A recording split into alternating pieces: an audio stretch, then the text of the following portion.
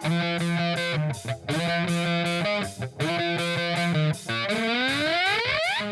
following podcast is scheduled for one fall with no time limit. Super hot fire! The greatest spectacle in podcast entertainment, Mr. Nestlemania. That was literally verbal diarrhea. I'm setting the bar awfully low. Titus O'Neil keeps running directly into that bar. Get him off my TV, get him off my TV. You make me very angry. The man who has a better IQ than you, the awe-inspiring JC. You should go work for WWE because you'd be so up far up Vince's butt. No. Oh, you are such a sucker. You You defend everything, all the bad moves they make. This is the Jobber Knocker Podcast. Ladies and gentlemen, boys and girls, welcome in to the Jobber Knocker Podcast. I bet you thought Nestlemania would be back this week. Well, I'm afraid I've got some good news. He is back. What's up, Nestle? I am back. Hello, everybody. I have returned. This is great. I gotta give a big shout out, firstly, to Ray, who did a great job. I thought had a very radio ready voice. He had the very soothing sound. Mr. Sunshine and Rainbows, I think we should call him. Yeah, Cap apparently did not like the positivity that very Ray. positive. Yeah, and also a special shout out. As I was on my vacation, I finally met our boy TJ, and I was gonna say he's the nicest guy in the world. Great guy. I wish I could spend more time with him. He's an awesome guy. So Danny and TJ, they're the brothers Quinn, but God, I love both of those guys. All right, so anyway, I missed a lot.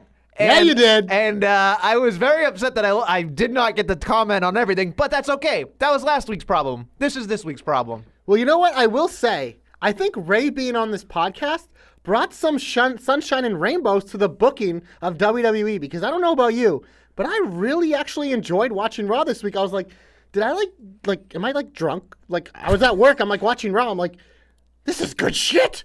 Some of it was really good. Most of it. And you know what? We're going to start off with my biggest shine of the week, which actually kicked off the show. The Fatal 5-Way. Yeah. I absolutely love this. A number one contender match? What? A match that means something? It was fun. It had a bunch of our favorites in it. The way they did it all made sense. You had Braun running train on the heels by Cesaro, by Lashley. But then, of course, the heels being mad at Braun. Team up to beat him and help Ricochet pin him and eliminate him. And then we got a nice little fun one-on-one back and forth with Ricochet and Miz, which once again, I really enjoyed. And then you get the surprise of Ricochet becoming the number one contender, which again, I like too because I expect this Samoa Joe thing to be a one-off. Ricochet doesn't need a title run yet, but it's a fun way to get him involved in a match, put him in a title picture. And you know, something I'm looking forward to at the, what is the thing called this weekend? The pay-per-view rerun? No, but what is it actually called? I forgot. Stomping Grounds. Stomping Grounds. The Seth Rollins pay-per-view, which has the worst name just like him.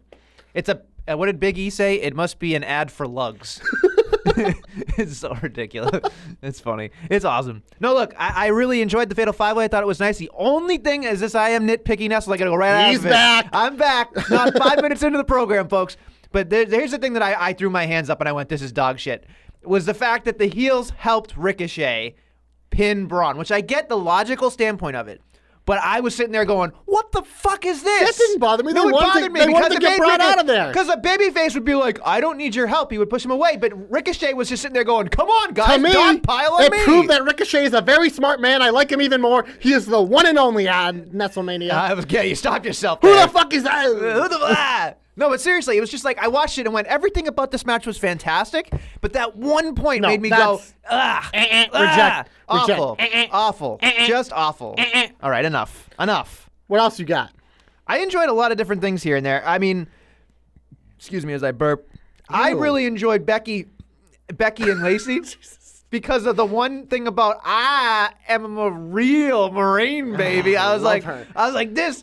That was a great line, but somehow, some way, I was watching it going like, did they unintentionally by the way they wrote it? I was like, they tried by accident to make this like a big deal, but in my eyes, it was a big deal because it was like Becky came off as a heel in this entire promo, and Lacey was like, "I'm a Marine." It's like I can't boo a Marine, like a real Marine.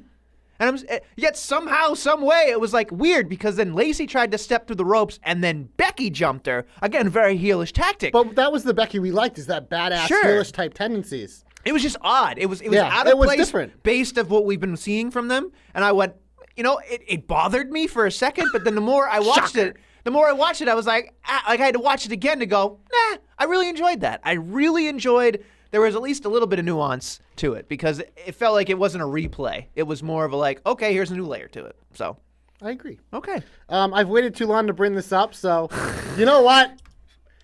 There's one man to be the perfect special guest referee. Oh, boy. And that was EC3.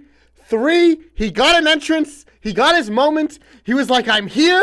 And then that goddamn shoveler comes out here and beats him up. But EC3 was the shining star of Monday Night Raw because not only did he sell that chair shot, the best was when the New Day comes out. In the background, you could see the entire time EC3 just laying there motionless. It was fantastic.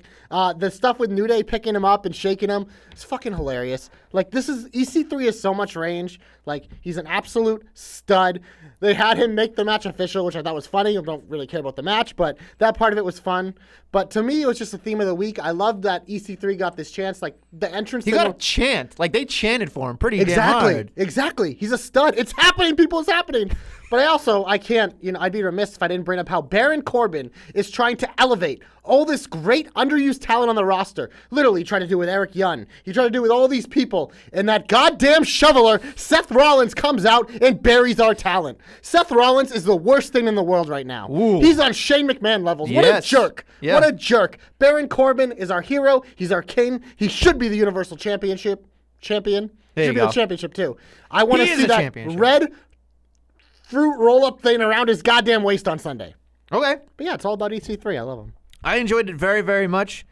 I thought that the crowd chanting for him was awesome. Mm-hmm. I thought there were so many good things about it. Like the whole night, I will say, the special guest referee portion of it was great. Yes. And even if it kind of bleeded over to SmackDown, I was okay with. Yep. But it was like the chair shot stuff. I was just like, okay, I get what they're doing. Again, a babyface being a heel. Yeah, it was Baron just like, Corbin looked like the babyface. yeah, it's like I get it, but I can't.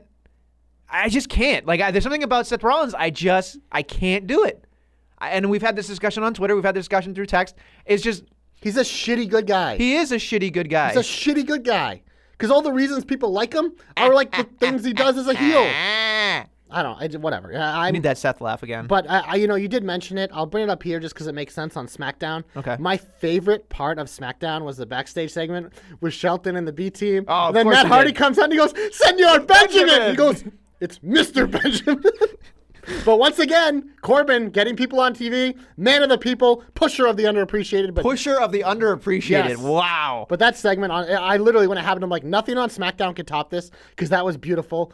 But then, like, later, Shelton running around the ring was hilarious, too. So, a very good week to be a Shelton fan. Shelton Mia D. Yim was, like, very happy because she could make fun of him more on Twitter. That, by the way, is, like, my favorite internet feud is Mia Yim just shitting on Shelton. Well, they're best friends, so there you go. Yeah, but, yeah, all that good stuff. I'm surprised you haven't brought up to me what well, maybe it's part of the heat, but I thought it was a shiny part of a turd. A 3MB technically reunion. Yes. Hello. That was next on my list, dude. Okay, I'm just saying. Yeah, Heath Slater goes in there because he's got kids, trying to ask his boss for a raise, being respectable. Revival looking fly as fuck, by the way, in their suits, man. Those titles look good on They them. look like they look like they just stole a picnic table. That's all they did. I loved it. It doesn't matter. I loved it. Top guys. They were hilarious. I will say, this was a much better use of Shane McMahon on Raw because he was the background. He was more elevating people. He was really putting over McIntyre. I loved the Mr. Fahrenheit line. I did laugh, and because Dawson just like lost it off screen, which I think just really added to it. So yeah, no, the Slater stuff was great because he does. He's like, oh, Heath, I really respect that you came in and you asked like a man, and then of course when he turns his back, he motions to Drew, and you're like, uh-oh, and then Drew beat the liver. The liver. I can't speak. The to living that. shit. He literally beat his liver out of him. Okay. Much. Yeah. He pissed blood. That's what I was trying to say. He pissed blood or Yeah, pee, whatever. He coughed blood. Sure, whatever. Yeah, that was good stuff. Yeah, I mean, It was good stuff. Anytime Heath Slater's involved in something, it's good stuff. Baby! Yeah, it's great. Surprisingly, of course, I've got to say this because I'm me. In a shine, there was a club promo. Yeah. And it was good. Yeah. It was good. Yeah. I don't want to jinx it. I'm going to talk a little bit lower. I was like, hey, AJ Styles, you can't wrestle right now. He made fun of the club being jokes, and he tried to have them uplifted and get them out there and fight like real wrestlers against the Usos. says, calm, Nestle. They're building a story. I just don't know how long it's going to last. Well, whenever their contracts expire.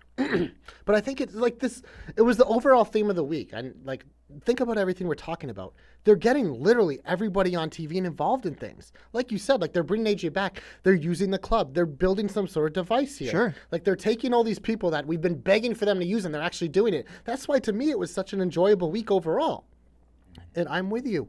It's nice to see the club. And of course, they go out there, they do what they do best, lose to the Usos. Because it's also like, that's the thing, it interweaves. The Usos get them a big win. Because right now, the Revival's just celebrating. We're assuming the Usos will be pushed back towards them. So how do you get them on TV? I don't know. Have your best wrestling tag team wrestle in a match and also help further this storyline with the club and AJ being disappointed in them. And is this going to lead to eventual, like, them being like a heel stable here on Raw? Like, it's exciting. Mm-hmm. Yeah. I thought that there was a lot of good backstage promos this week, and I think that was very strong. Location promos. That's how you build like, stories. The Shane thing was great. We talked about that. I appreciated the fact that Roman Reigns threw him back out in the ring. Like, then I was okay with it because it didn't start in the ring. It didn't do whatever. Yep. I appreciated Cien getting, even that little part with Apollo Crews, where it's like, Zelina's like, you're hitting on me, and then boom, he nailed him. That was it.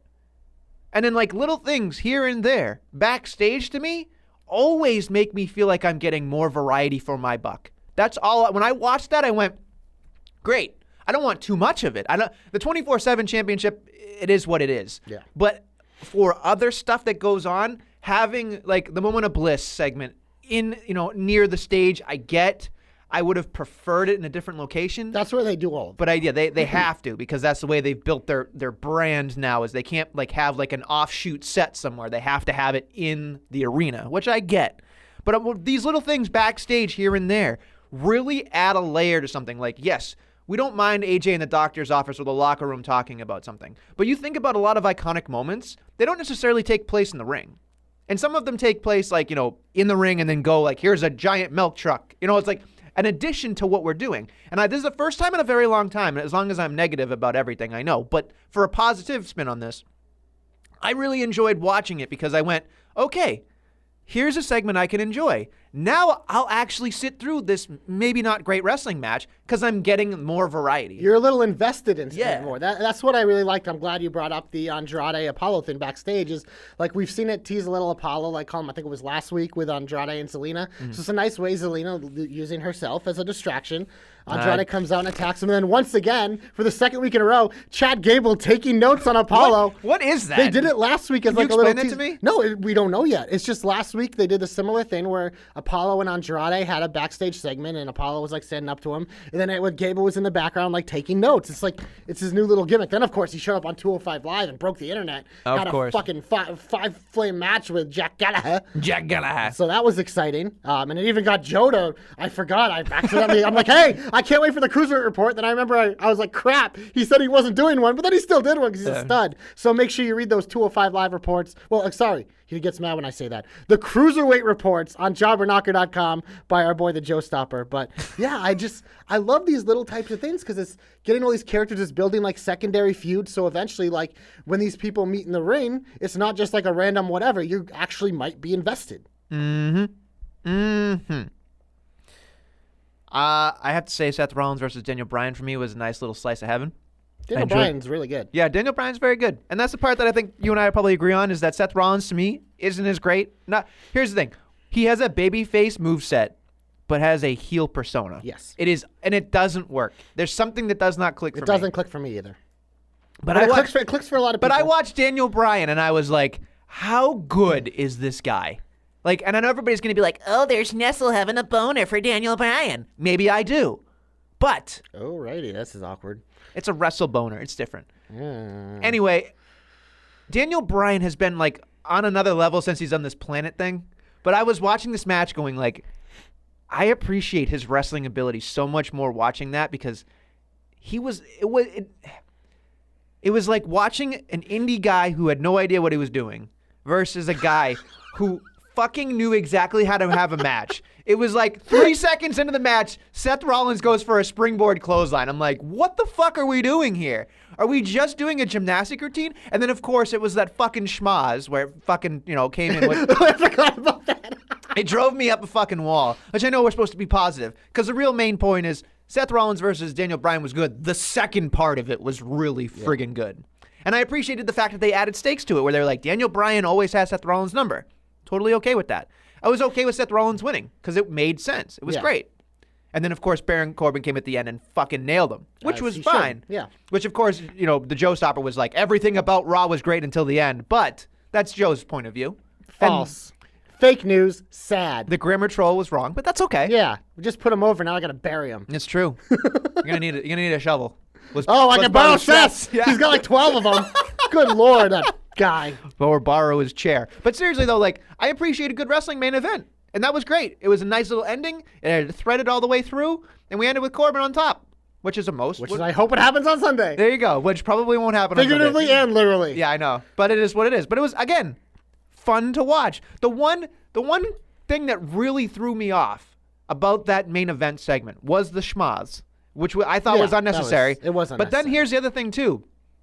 After all of that happening, you parade the WWE champion out there with the New Day like he's some common guy. Like he's another part of the roster. That bothered me. Well, but here's a subtle thing with him. I saw someone, I think it was that Sean Sapp guy tweeted out, Kofi has won like 40 matches in a row. Like he is one of the better booked champions, non-Brock Lesnar, that there's been in WWE in like, 10, 15 years? I don't remember a guy who's been on this kind of like heater. Like usually you see they strap the rocket to him, baby. Like you see these guys all the time just like losing matches or like their teams losing, but like when he's in tag matches, he's getting the pin. Like he is a dominant force right now, and I fucking love it because this man deserves it. That's just a subtle thing. He does deserve it. But no, there's some other stuff I really like this week. We've been bitching about it hasn't happened. The Iconics actually defended their titles on Raw. I know. First title defense. It was a schmaz. Obviously, it was against a tag team that is maybe kind of a tag team now. Still really digging the Alexa Nikki stuff. But yeah, I just like to have that on TV. And then, of course, on SmackDown, Kabuki Warriors and Paige are back. Yep. And they're getting an opportunity to face them next week. In Japan. Yes. Which means clearly they're going to win, but that's okay. But it's a non-title match. So. Which they're winning then. Of course, but hey, you know what? If that gets Adventure Time with JC back on the Jobber Knocker, it's fantastic. And it's good. Kabuki Warriors, name aside, they're great. We want them back. I got to say, that backstage segment was really weird because it was started with AOP. Again, it was fine. And then Raw superstars on SmackDown. But it was funny to me because as much as I love Peyton Royce, I love her. She is, I'm with you. But there's something endearing to me about Billie Kay where she's impressive. She's hilarious. She's so fucking funny that I'm finding myself going, I want to know what Billie Kay says next. I find her way more entertaining than half the roster when she was impressive. Impressive. You see those big lugs? Impressive. And then walked away and was you gotta be joking me. I was just this is great. The one thing that was odd to me was that the two Japanese ladies and the British lady was iconic, and they were ah. I thought it was funny. It was odd. I thought it was funny. I thought it was a nice little twist. It was fine. It was just it just took me a moment to go, what the hell am I watching? I don't know. What am I watching? Again, another backstage segment that was a throwaway, but now it's not. Yes. It was fine. Speaking of backstage segments, always in the shine. Oh, boy. Mandy Rose and Sonya Deville eating donuts. Sonya with a new shirt. Shout out to her. Can I hit the heat button? No. Not till I'm done. Yeah, I know. Is this the last thing? Not really. Okay, fine. I won't. I'll just add a mini heat there. Yeah, you can. I know what you're going to say because I saw your tweet. But seriously, perfectly good donuts. I know, but perfectly good donuts. Again, we're going to focus on the mega positives here. Ember Moon is in a feud about donuts. I don't care. If that gets her finally in a ring wrestling Mandy and Sonya. She's got to get in a ring. Is it going to be a donut on a pole match? It better not be. By the way, she also had dead animals on her. Did you see that thing she was wearing? I was I know. What did she kill on the way here? I know she's a werewolf, but Jesus. First it started off with a magazine, then a Nintendo Switch. Yeah, I don't care. Now it's don't a donut. It's going to be mystery bag on a pole. Care. That's what it's going to be. Care. These segments are great every week. It gets 3 of the best. I think you're blinded by the light, by the Mandy light. I love all 3 of these women. They all deserve to be in the there's ring. one particular that you're loving. Ember Moon's my favorite women's wrestler currently in the product. I would love to watch her wrestle. But there's one person that you love more. Yeah, Mandy's always in the shine. She's an absolute stud. But right now, she probably went backstage you know what, Vince? My shine is so powerful, and there's an underappreciated woman in the back. Boy. Let me and Sonya feud with Ember so we can boy. raise her so she can become the champion and make that title so relevant. This isn't a Josh Groban song where she can raise people up. Fuck is Josh Groban? It's a song about you raise me. It's a whole thing. It was actually, I'll tell you this much, little known fact, the Joe Stopper's wedding, that was a song that his wife came out to. Ooh. So there's a little hidden Don't gem. know who Josh Groban is. I'm just saying, it's a big deal for some people that are very religious or just want uplifting songs. I'm not a big fan of Josh Groban, but he's actually a pretty decent actor. That's a whole other thing. He acts too? He acts too. What is he He in? acts to fool. No, he's in things. Like what? I don't know. I'd have to IMDb it. Okay. I'm like, in my head, I'm thinking of it. I'm seeing it. I'm seeing him, but I can't do it. Oh, he was in The Office. Billy's going to be slapping me around. In The Office, he was, I believe, Andy's brother. Okay.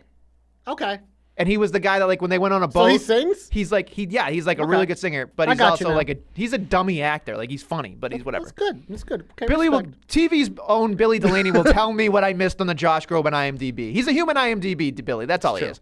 All right, anyway, sorry. What were we talking about? Mandy, donuts. Go ahead. No, that's all I got. By the way, this episode of Demandy's Donuts this week has, what's her name on it? Maria Menounos. Oh. It's good stuff. So, yeah. Speaking of donuts, on my travels to Parts Unknown, I ended up, my wife was like, we got to go to this place called Voodoo Donuts. If you're ever in the area of Parts Unknown, Florida, Orlando to be specific, and more specific, Universal in terms of City Walk, there's Voodoo Donuts. And man, if you want a chocolate delight, if you want a fatty good treat, you got to go to Voodoo Donuts. They're not part of the program. They're not a sponsor. I ate a Cocoa Puff donut. Cocoa Puff donut? Yeah. Like, they put Cocoa Puffs on top of the donut. Ooh. It was unbelievable. Then they had some, like, chocolate triple delight that I had, and I was Do like, they have this a is... Reese's Puff donut? I didn't look Because that that far. would probably be next level. I mean, I can look at the menu while you're No, doing I the predictions, believe but you. it's I believe it's up there. So I'm just throwing that out there, folks. Okay. So, anyway, anything else in the shine, please? Alexa Bliss's performance on SmackDown, as much as like that segment, like I think they sold the match. I think they did. It started off slow, and I was like, "Oh boy, here we go. This is going to be." Last time Alexa and Bailey were involved in the feud, and there was some sort of like talking segment. We all know what happened. It wasn't good. But this one, like, it just you saw it. Like, it started off with like their jokey shit they normally do, but then all of a sudden, Alexa just hit that switch. That absolute killer fucking promo switch that she has. She got up and she just fucking, the flames came out, super hot fire, and then Bailey channeled that fire and cut one of her better promos ever. They got into an actual little fight, a tussle. This was good shit. Tusslemania. Good shit. They sold the match for me. A match that I was like, meh. A match we've seen before. Yeah, A but match we don't now care. I'm like, okay, I care. I'm in. It's odd to me. And again, it wasn't a bad segment. Every time I see her with that glittery microphone, it throws me off. I feel like it's a I love vibrator. it. It's Remember unbelievable. her first theme song was like glitter, gliss, glam, bliss or Yeah. something? Yeah, when she She was like a little fairy yeah. cheerleader. That was awful. She like bent over and like would blow I the know. glitter and She was everything. adorable though. Blowing the glare is adorable. Anyway, when I was watching that segment, I thought, this is weird, because Nikki was like hiding behind the chair, like doing whatever. And then, of course, they have the line where it's like, you know, you've been lying, you've been lying, you've been lying. And then she basically said something along the lines of like, you wish you had the career that I had, Bailey. And I was like, Loved okay. it. Loved it. Like that, like, I'm always for those like little zingers, but then you're always, you know, you're wondering to yourself like, is this really going to work? Is it going to work? But it did, and it was fine. It was funny to me that Nikki didn't really get physically involved, but I think she only pushed her. It wasn't like she like beat her up, and then of course blindsided by Bliss. But it's an interesting. While the feud is about Bliss and Bailey, I'm more interested in watching the Nikki portion of this. I'm really interested in it because it makes me go, there's something there. There's something that is more important. Like, you know when you watch a movie and you have to watch it more than once to see somebody else's point of view? I'm not concerned with what's being presented to me. I'm concerned with, like, her point of view, and that's why I'm very excited about it. So I think that was a decent segment. Got a little bit of catty, and I enjoy that. I loved it. Just like the little details of it being like you peaked in NXT, Yep. like you come out, you're so fake. Like it's multi-layered, and for something that I wasn't excited for because of all like the nonsense of the wild card and everything, they've done a nice job. Okay. Anything else? I'm surprised you haven't brought it up. Daniel Bryan on commentary? I was about to. That was going to be my last thing. Because Heavy Machinery versus, you know, B team. B Team was whatever. I mean, hey, another team that's won like 10 matches in a Sure. row. But the I will Heavy say this Boys. much. Having Daniel Bryan on commentary, I don't even know why they gave Rowan a headset because he didn't say anything except breathing heavy. Don't care. It worked. Yeah, it was fine. But I was watching it, and then I'm like, I am having such a great auditory like experience listening to him, because he was like, he walked a tightrope of being like, they are shitty, But they're they're awesome. And he did a Yes. great job of being like, I'm going to make fun of you for things like, and this is the part that I would love any independent wrestler that may be listening. For the love of God, do not go to the School of Rock promo. Go to the Daniel Bryan promo, where you can make fun of somebody for things that you don't need to make fun of them for and nobody cares about. antics. The antics. Like Otis's antics. That's fine. It doesn't matter to make fun of that stuff because that's what people love. But you do not make fun of what they do in the ring. You make fun of, like we said, the antics. And Daniel Bryan did a masterful job of it. And when I listen to it, I go, this is what's different from wrestling. This is what I want more people to do. And I book things, I promote things, and I see things, and I literally bang my head up against the wall and I scream at people because I'm just like, what does that promo do? You just buried the guy you're talking about. Nobody wants to see you beat this guy now. Daniel Bryan made me want to see Heavy Machinery take on the Planet's Tag Team Champions by saying these guys are really good in the ring. The one thing I can't stand is that damn thrusting. Like, I was like, that's great. That's it. He did more for that tag team in this 5-minute commentary that WWE has in like however long they've been in the company. Exactly. He put them over so hard. He's like, oh, Tucker, no, I respect the hell out of Tucker. He was like an All-American, collegiate, whatever. He's like, Otis is fantastic too. It's just I don't understand why they're. It's like, yes. Yeah. I was listening to this. I'm like, God, this is like must be like porn for Nestle. This is everything he asked for in promos, and it's his boy too. It is. Daniel Bryan is on another level. There is nobody that can touch him. I love this man. Why do you think the Miz Daniel Bryan feud is like my favorite feuds ever? It's unbelievable. But that I cannot stress this enough.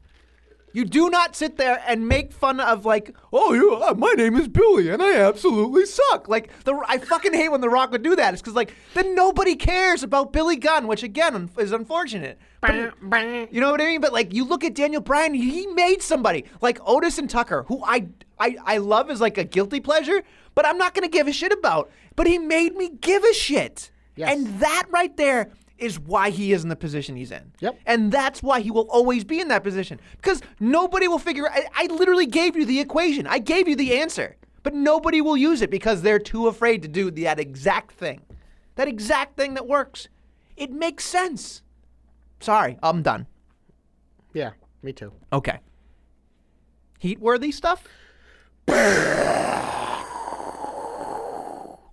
Should we just start with the wild card, bitches? There were about 30 SmackDown stars on Raw, about 30 Raw stars on SmackDown.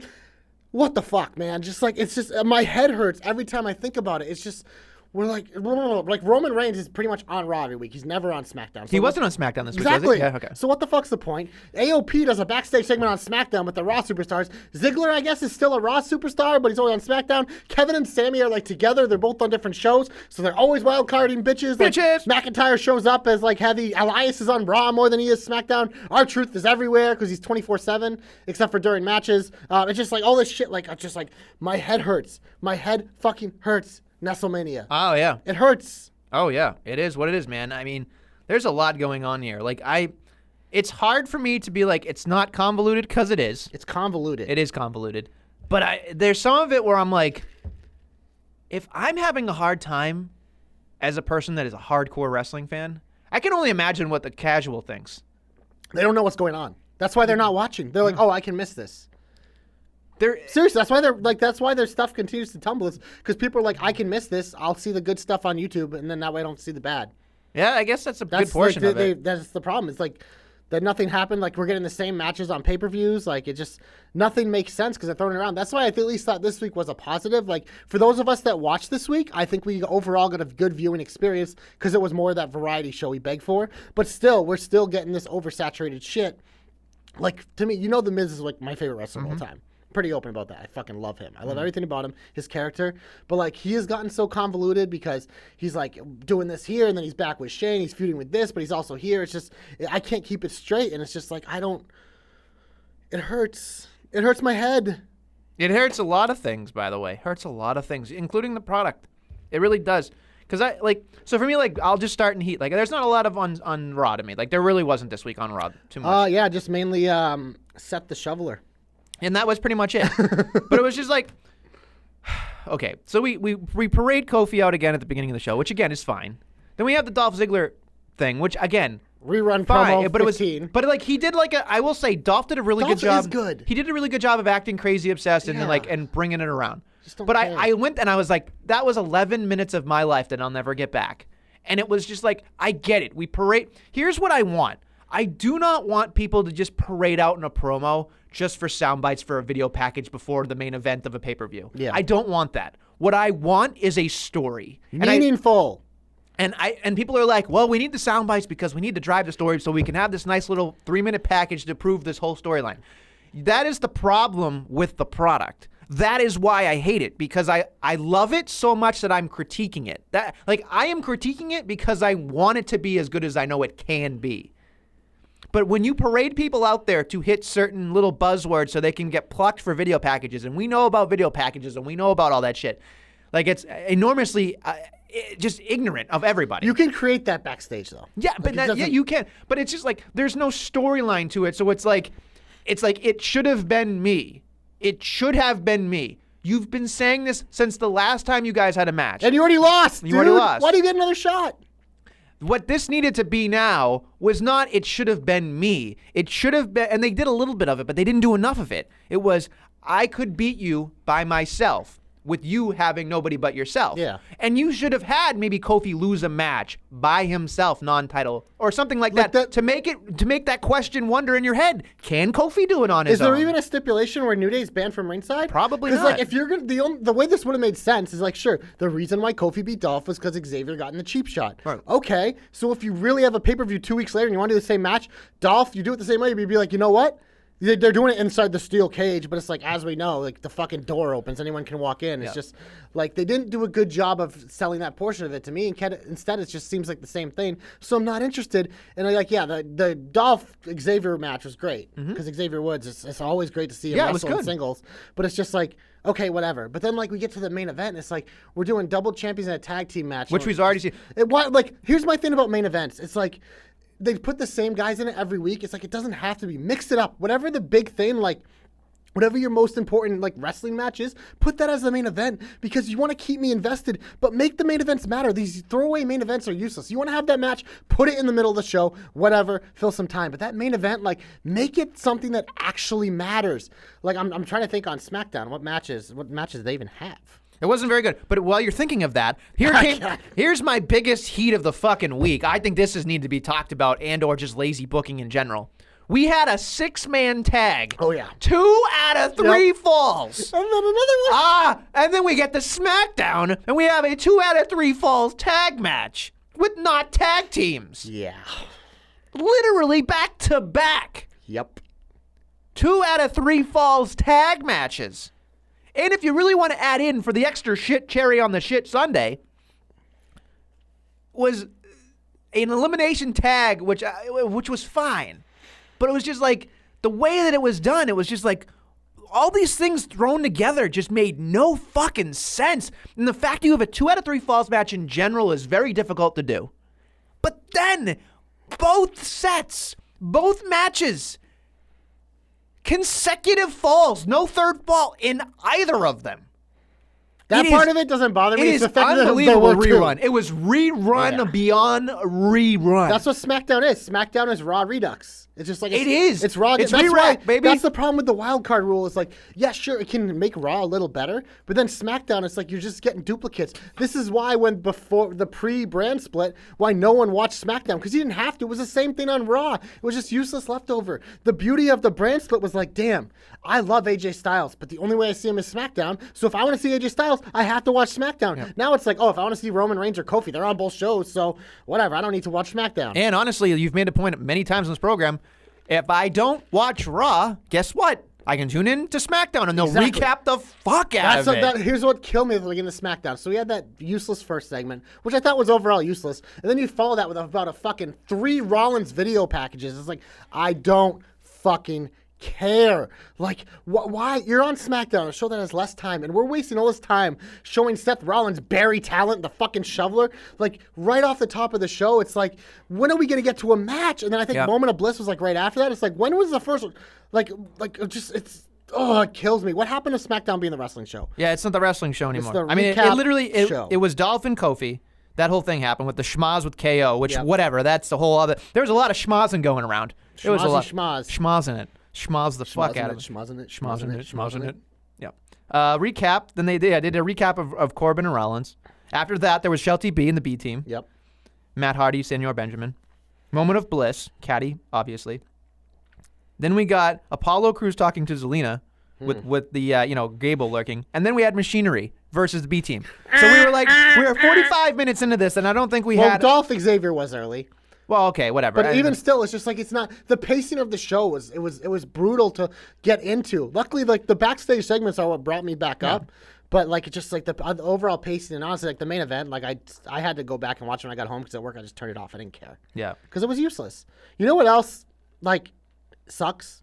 What sucks? Aleister Black promos. Oof. They still fucking suck. Like this, they have. I just want to see the man wrestle. Yeah. These promos fucking suck. They make no sense. The freaking scripted line in these are so fucking cringe. Like you can tell they wrote these for him, and he's like, just right now, have teleprompter. Come challenge me. Someone will. And they're just like they have these like it was like the reason why you hated the Rousey promos. These random like big words fucking just thrown in. It's like okay, are you fucking kidding me? Like this guy's supposed to be this fucking ass kicker beast. Why is he like? I don't know. They suck. Those promos suck. They suck. They suck. They suck. They completely suck. I just want Randy Orton to fucking come out of nowhere and beat the fuck out of them so we can get a real fucking feud and have a great fucking wrestling match between those two studs. For the love of God. He also needs a nightlight. He's a little dark in there. Well, his last name is Black. It's true. It's true. Here's something else that I would really like to point out. If you're really a tough guy, this is why I think they're doing a disservice to Aleister Black. If you're really a tough guy, why are you waiting backstage for someone to beat you up? Go pick a fight, loser. Yeah. Or get in the ring and ask for a fight. Ask for an open challenge. God knows they've got plenty of them on WWE programming. Just do it. I like open challenges. Yeah, exactly. Aleister Black open challenge. Yeah. Just have him fucking black mask a fucking parade of people you're not using. That's it. Yeah. Doesn't matter. Show off his fucking kicks, man. Yeah. That's all you got to do. He literally, and this is it's the Nestle curse. It's the Nestle curse. I'm convinced. I said on this program, in the last 3 to 5 years, I haven't had a wrestler that's my guy. Yeah. Or my girl. Haven't had it. I said on this program. Except for Mojo. Except for Mojo, of course. Which, by the way, peace out on that. And Apollo Crews. Apollo Crews. I've nailed it. I have. This is like the kiss of The Nestle. Nestle curse is real. It is the Nestle curse. But then I said a couple weeks in this program, a couple weeks ago, I said, Aleister Black might be that guy. And literally, as I said that, it was like, whoop, out of obscurity he goes. Bye-bye, everybody. And now I have to watch him cut fucking shitty fucking dark they're promos. so bad. Where everybody's like, oh, do you think Bray Wyatt's going to be in there? No! And I was like, Bray Wyatt's not going to do that, Bray you Wyatt's morons. not dumb enough to fucking touch this crock of shit. Ay, ay, ay, ay, ay, ay, ay. So the other big piece of heat that I had, so we have this championship. I know I've gone on this exact rant a couple weeks ago. It's called the 24/7 championship. Oh, here we go. Which means it can be defended anytime, anywhere. Except apparently during actual wrestling matches, the 24/7 rule is thrown out. Tell me how that makes any fucking sense. Elias pins R-Truth in an elimination match. He pins the 24/7 champion, but doesn't become the 24/7 champion. So that means this title is not 24/7. It is completely fake news, and you are destroying the little integrity this fucking title has. Like, what are we doing? The whole point of the title is that it can literally be won anytime you pin R-Truth, except for in wrestling matches. I'm sorry, but wrestling is kind of what they do there. And if you can't win the title doing that, then what the fuck? My head. Yeah, I know. Just like Joe is sarcastically explaining to me on Twitter, which I appreciated. Yeah. But it's just like, it makes no fucking sense. Oh, no. 0 sense. Zippo, zitch, zilch, nada. You know, Bad. you know how you could have fixed that? You could have said that the title is on the line, and then fucking everybody comes out bonkers and then just starts running at him, and he's in the ring. He has to run away. He gets counted out. Then you would have had the exact same thing, where now Truth is gone, abandon the Miz, and now you got your 2-on-1, which you already had anyway. Yep. That's all you have to do, folks. You still could have done it. Maybe what you do is you have Shelton still grab the title and run around with it, because that was fucking hilarious. He was cooking around the ring, baby. He had some brawn speed on him. Fucking stud. And what you Wow. could have done is you could have had R-Truth grab the title and then run. Yeah. You still could have had your woo, woo, woo, woo, woo that Yeah, you love, exactly. and it would have made fucking sense. Exactly. God, they're so short. It's short-sightedness is It ridiculous. grinds my gears. Grinds them. That's fine. Whatever. I'm sure there's way more heat, but I can't see it. I'm Yeah, so I'm out, angry. I'm out, I I'm can't out. read my notes. Ugh. All right. Anyway, We kind of skipped over the. I know. I realized that as we're talking because I got so pissed off. Maybe before we get into the hope, why don't we go pull out the magnifying glass? How much Detective Pikachu Nestle. How much did you miss me last week on this? Dude, I will say you did a decent job. No, I didn't. You did a decent job. I was literally. I Ray remember, did a good job too. So I literally usually only watch this segment Sure, once. sure. But like last week, I watched it like 4 times, and I was just like, How does he do it? I don't really know. Like I'm like I get the obvious premise, like with everything with Yeah, whatever, yeah, but yeah. I'm just like, I don't have any obscure random shit that Nestle usually has. Yeah. So, but this week we had a lawn one. It was a lawn fun house. This one to me, like, and a special shout out to my boy Adam. Well, I'm not going to say his entire name; he might get in trouble, but that's fine. But a ring announcer that obviously I love very much, listens to the program. So he was giving me. We're pretty good friends. He sent me a shot. Basically, is this guy who directed? I think it was either directed or did the cinematography for the Firefly Funhouse, and he asked for an AMA where you could ask him anything.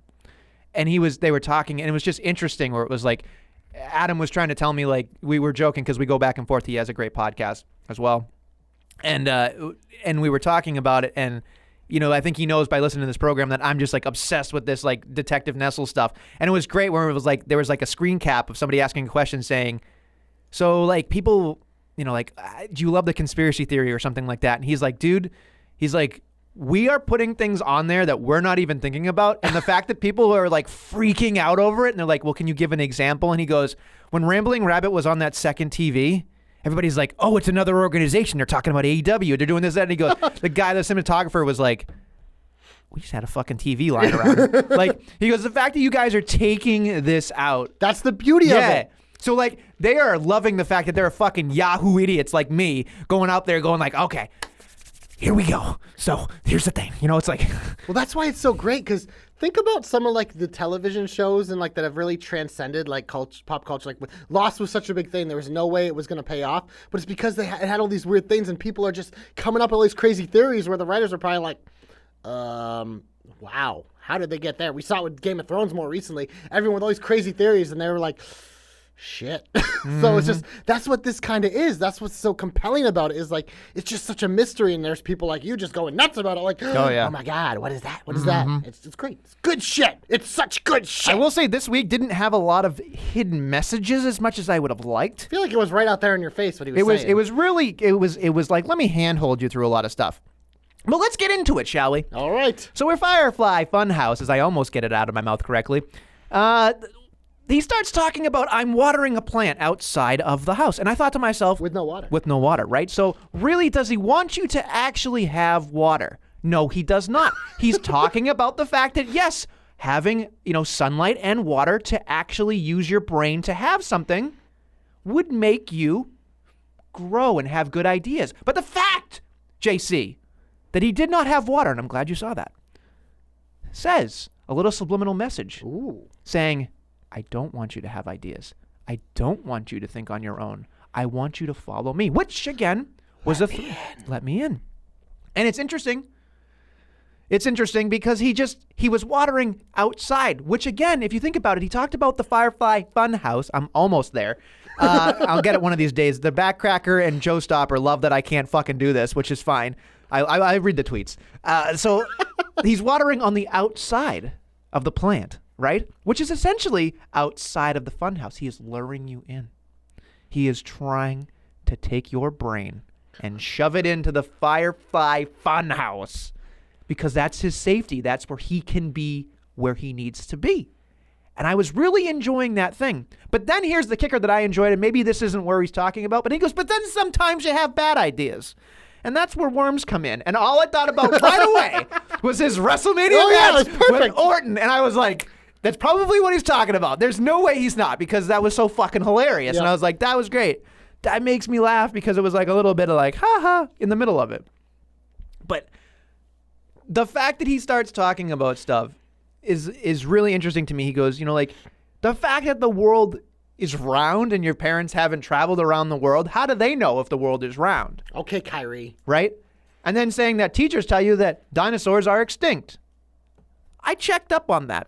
There is a theory out there that is saying that there are, because the birds that we have now are still part of the dinosaur family. Have you been talking to Max? No, I have not talked to Max. Max's favorite fun fact is like, did you know birds are descendants of dinosaurs? Exactly. Oh so my God. I don't believe that, but again, people believe the world is flat. People believe that dinosaurs still exist. Dinosaurs do still exist. I do believe that. Maybe some dino DNA. I don't know. But anyway, that was a reference to Jurassic Park you probably missed, but that's okay, JC. It's I fine. did miss it because I wasn't paying attention. You probably never seen Jurassic Park. Yeah, I have. Also went on the ride. Fantastic. Love the Jurassic Park ride. It's so great. Anyway, back to what I was saying. So anyway, there's a connection there. There's like so many different connections that could be what he was talking about with the flat earth or the fact that dinosaurs don't exist. But here's what I appreciated. He was talking about the earth. Maybe he's making an interesting connection to Daniel Bryan and maybe Rowan. Maybe there's something there because they're protecting the earth. Might be a subtle hint. We don't know. I'll find out. But it's interesting, right? He basically is telling us that the outside world is a scary place. But the inside of the funhouse is his safety place, which is odd to me because he is treating that as his own personal hell. And it's interesting to me. It's very interesting to me. And these are the things that really, really sit with me. He says, people worship what they fear. Now, I want to go back to a couple weeks ago when I said this. He has a very Freddy Krueger mentality. And Freddy Krueger, back to what he was doing, was his power was basically the fact that you were fearful of that man, and that gave him his power. The more fearful of Freddy you were, the more ridiculous he would do things in your brain. And I think that there is that logic there where the more fearful we are, the more we're upset and going, oh my God, what the hell is going on? He is going to feast on that. So I believe he was going to literally sprinkle in fear. It may be just every once in a while. Maybe the fun house will play a video in the middle of something while somebody's wrestling. Maybe that'd be great. Just to create a little sense of fear. And maybe like, oh, maybe when is he coming? When is he not coming? He is going to start making fear a realistic thing for other wrestlers, for other people in the WWE. And I think that's happening very soon. I hope these segments never end. Never, ever end. But I just, there's something about it where I think like the next layer of this is going to be fear. He is going to find a way to pop up behind somebody or leave a doll or do something. He is going to find a way to create that fear. If he's doing it correctly, if they built him correctly, they are going to definitely do that back and forth. So there you go with that. Anyway, moving back on. He also said fear is power, as we talked about. But the very, very end, he said, follow the leader. Follow the Leader was also a song and a game. And the game basically mimics that you do what he says and you win. But if you don't do what he says, you lose. Right? Essentially, that's what the Child's Play game is. So the more I thought about it, I thought, Detective Nessel, if you follow him, if you watch what he does and act as if he does, is he recruiting? Is he going to have an entire cast of characters? Possibly. Potentially? Maybe? Potentially? Maybe. Hashtag possible Cyberduck opportunity. That's for like 3 people. He doesn't listen to this program. It's fine. He doesn't know what he does. But I thought about it and I thought, follow the leader. A leader has to have people behind him. Has to have people in his fun house. So I'm thinking to myself, he might brainwash and have his own faction, folks, which we've been clamoring for in the top part of the roster. Have a absolute fucking funhouse version of just warped people. I'm in. I am in. Because how can he lead if he doesn't have followers? And then you can say the followers might be the WWE universe, I guess, as they say. But I think it would be far more intense, far more effective is if he had even 2 more people in his funhouse with him and like actual things. Like you think about it when you watch Pee-wee's Playhouse, which you probably have never seen in your life. I haven't. I hate you. I know you love it though. Mr. Rogers, you've probably seen that. Seen Mr. Okay, Rogers. but he had puppets, but he also had like mailmen. He also had like other things, which leads me to believe I wouldn't doubt for 1 second that he is going to have actual wrestlers on the Funhouse. I think that is actually coming. Okay. I think that'd be interesting because it'd be like Carl of cartoons, whatever, like stupid shit like that. Carl Anderson, Luke Gallows. I don't care, like anybody. Keep them away from Yeah, that. whatever. But I'm just saying, like, you can do that. And I think to keep the longevity of the Funhouse going, I think that's the next layer. Besides the fear and besides everything, I'm watching you going, why would he say that? Why would he say follow the leader? Because he did Twinkle Twinkle Little Star a couple weeks ago, and I almost lost my goddamn mind. But follow the leader to me is definitely going to happen. And it's happening now, folks. All right. Get excited. I like it. I also have last week's notes, but that's a whole thing. But that's another thing. Basically, Lance Storm stole my shit and basically said that fucking it's a whole joke about the WWE. How essentially the Funhouse is WWE and literally you go outside the door and it's the independent Well, that's circuit. why you have double events. Exactly. And that's the door. You can't leave. Yeah. So that's essentially the cruise version of what are the TV guide version, the I like Reader's it. Digest. I like it. All right. Now we are going into, I believe, the hope. Glorious. There you go. You want me to go? You just talked a lot, so I'll go. Give you a breather so you can breathe. My Blowing hope me up. is it's going to be about the SmackDown Tag Team Division. Right now, it consists of like 3 teams because apparently the B team's there. And on Sunday, we're getting a match between Daniel Bryan and Rowan versus the Heavy Boys. And you know what? They did a good job selling that, but I don't see that being more than a short-term feud and a check mark for Bryan and Rowan because I think the Planet's Tag Team Champions are going to exist a while. So I was looking around. I'm like, who could they feud with? Well, you know what? This fucking wild card bullshit is here to Bitches! stay. So I got to deal with it. So you know what? I'm going to use it to my advantage. Oh, boy. And I'm looking around and I'm like, what is something that I'd really like to see in the ring? Because aesthetically, it would be very interesting. And it was a team that kind of popped up on TV this week after not being for a while. The Viking Raiders. My hope is I want to see the Viking Raiders wild card their asses to SmackDown Live and challenge the Planet's Tag Team Champions. I think it could be a fun feud because I think the Usos and the Revival still got a little more work to do on Raw. Sure. So that's kind of a thing. So the Viking Raiders will just be squashing.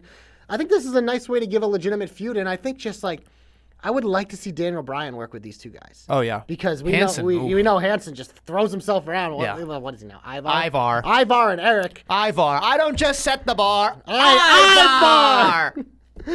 Sorry. So yeah, that's my hope. Keep it simple this week. But the Viking Raiders versus the Planet Tag Team Champions. The feud I'd like to see. They were also almost my comeback this week, the Viking Experience, because they were facing hashtag whoop whoop jobber alert. Russ and Randy. Great job. I think it was either Russ and Randy Taylor. I lost all of my notes on that, but I love jobbers. I love jobbers so much. So that's why we named it the Jobber Knocker. But I was very excited about it, so I'm all in on this. This is a great idea. Your hope is fantastic this week. You didn't do anything about JC's hopes come true or JC knows. Yeah, you can do that for me. Hashtag JC knows. Hashtag JC's hopes come true. Hashtag JC's hopes are better than Nestle's. Wow, I'm reading off a teleprompter. Yes. It's true. But I do love those guys. There's something very physical Smash Mouth about the Vikings. That's why I want to that's see what them it with is. Bryan and Rowan Yeah. because I just think like the clash, the mix would be nice. Yeah. Good It's shit. It is good It'd shit. be such good shit. Good shit, Marogi. All right. I lost my hope. No, I got it. So I was enticed by Sunshine Ray. That's what I was going to say. Sunshine Ray.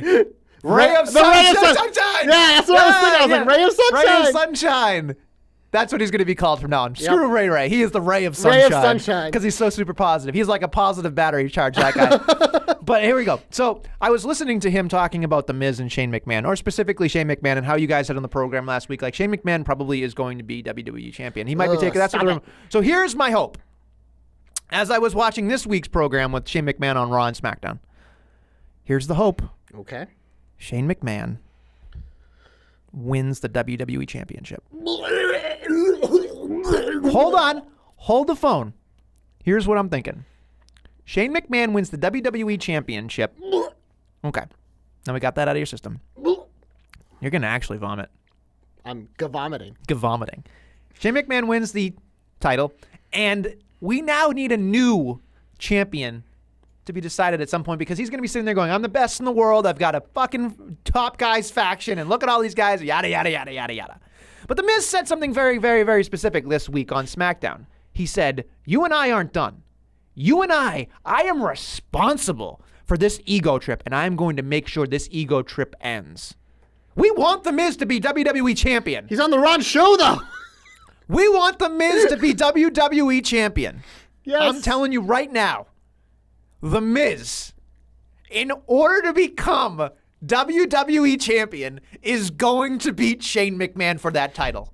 How long do I have to live? That's what I'm talking about. Folks, we have to deal with this shitty Shane, shitty bang bang. Here comes the shitty. Yeah, here comes the shitty. He's with the shitty shuffle. But here he does. And he comes out doing his fucking boxing poses. He's going to be the fucking wearing the belt, wearing his stupid fucking t-shirt and jeans and his goddamn $100 leather jacket and his fucking Air Jordans, talking about how I'm sweating while I'm peeling an orange. And I'm talking about everything. And I'm going to do this thing. And The Miz is going to get that fucking strap. He is going to get that rocket strap. He is going to shove it right up Shane's ass, and The Miz will become WWE champion within the year because of Shane McMahon elevating him because he is the top heel in the WWE. At number 2. Maybe. Baron Corbin, damn it. Shane McMahon is the one everybody legitimately hates, although Baron too. But it's just like everybody hates Shane McMahon. That's it's true. common ground. People at least, a lot of people at least respect Yeah, Baron exactly. Corbin. But that's what I thought about. I said, I want The Miz to be champion. And he said that this week. He goes, we're not done. I'm like, yes. Because you know what? That was a good feud. And you know what? It was until, of course, the rest steel of cage the match. steel cage match. But I'm telling you right now, I'm excited because I'm like, if Shane McMahon wins that championship, at the very least, you know, it might be the Universal Championship. That's fine if The Miz wins fuck it. that shit. But I'm just saying, I want the real championship. it's going to happen. The Miz is going to do it, folks. I'm telling you. I hope, I'm hoping it. I am praying it. hope you're right. But God, that's a scary thought. Get in it.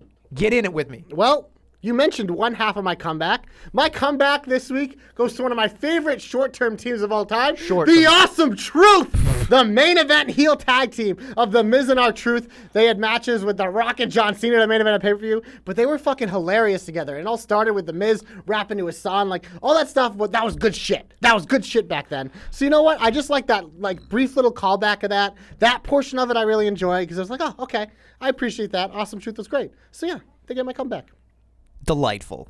My comeback this week goes to something I didn't think I was going to give to the comeback on this one. I'm going to give it to Drake Maverick finally winning that crappy ass fucking title. On his wedding week. On his wedding week, driving away. It was great. It was well done. He's like, I didn't see you, Mini Carmella. Mini me. And he takes off the thing. He's like, hello, Truth. And then he just fucking wailed him. And fucking, here's the added bonus of it. Because he's such a small man, he used a fucking truck for leverage for the pin. I was like, this is great. Fucking grabs the thing, drives away, and he goes, I didn't know Carmelo was getting married. I was like, perfect segment. Short to the segment. It was great. It was wonderful. Made everything. And I was so happy that he won because I need that wedding to have a title defense. He's getting pinned on the altar.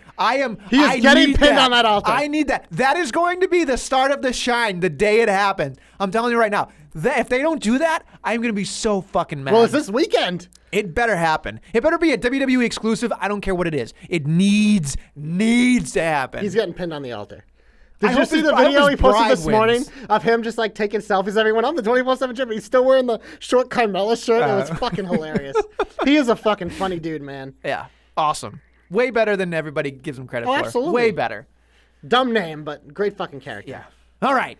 Now we're into the big old finish, which I don't even know what's advertised for next week, but we know what's this Sunday. Well, we have a pay-per-view. We know what's this Sunday. Well, no, we know we have Kabuki Warriors versus the Iconics. In Japan. Yeah, they're in Tokyo.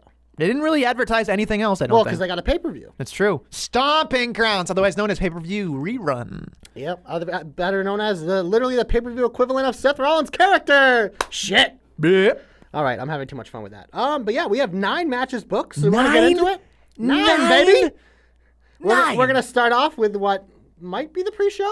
It is a triple threat match for the WWE Showstopper Cruiserweight Championship. Woof. The champion, Tony Nese, defends against Akira Tozawa and Drew Gulak. So I ask you, Mr. Nestlemania, who you Gulak got? Head, shoulder, knees, and toes. Knees. So I would think the smart choice here would pick Nese to retain. Which is why I'm smart. As champion is done. But I do have a feeling Gulak will win it eventually. But I think the triple threat is an easy way for Nese to pin Tozawa. And we get a Nese-Gulak feud. So give me Tony Nese. Look at that. I just booked cruiserweights. I care about Joe. And like Joe has gotten me into 205 Live. I watched some of it last week because of Chad Gable. It might be getting worked into my rotation. Ooh. 205 Live. It's good shit. It's such good shit. Yeah. Next up is a tag team match for the WWE SmackDown Tag Team Championships. The champions, the Planet's champions, Daniel Bryan and Rowan, defend against heavy machinery of Otis and Tucker, the Bushwhackers. This is the Planet's champions, right? Planets, baby. Give me the planets. All 8 of them. The Round Planet's champions. Yes. Next up is a tag team match for no titles. The New Day of Big E and Xavier Woods take on Kevin Owens and Sami Zayn, who have literally lost 30 matches in a row, and I think they're going to lose again. Give me the New Day. New Day, you say? Do it. I'm going to go KO and Sammy. I think that there's got to be some type of schmoz. Some type of short-sightedness, maybe. Well, next up, a match that I'm really looking forward to, a Clash of Styles, a singles match for the WWE United States of America Championship. Samoa Joe defends his belt against the one and only Ricochet.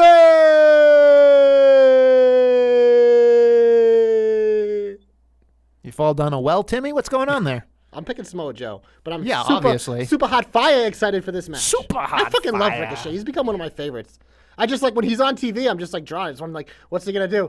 Cool flippy dippy. Well. He's just like, he literally ricochets around the ring. His name is his gimmick. I literally wish we had video for half the shit you do, because right there with the and the fucking whatever else came after it, I was just like, what the hell is that? I love that guy. He's great. The one and only. I just gave myself tendonitis in the ear from doing that. Jesus Christ. All right, let's move on. Tendonitis or tinnitus? Tinnitus, sorry. See, I can't even spell it. You got tendonitis in my ear. You definitely might want to get that checked out. Next up, we have a singles match for the Shane McMahon Championship. Roman Reigns versus Drew McIntyre. Championship. They've been building Drew, though. Drew's lost twice to Roman Reigns. His third time a charm. Reigns is coming off a loss to Shane. Are they really going to have him lose 2 in a row? I don't think this feud is done, though. Give me Drew McIntyre in an upset because I think he's going to cheat to win. Are you going to say Drew? Yeah, give me Drew. Definitely losing this one. You can't bet on Drew McIntyre. He's 0 for 2. Something's got to give.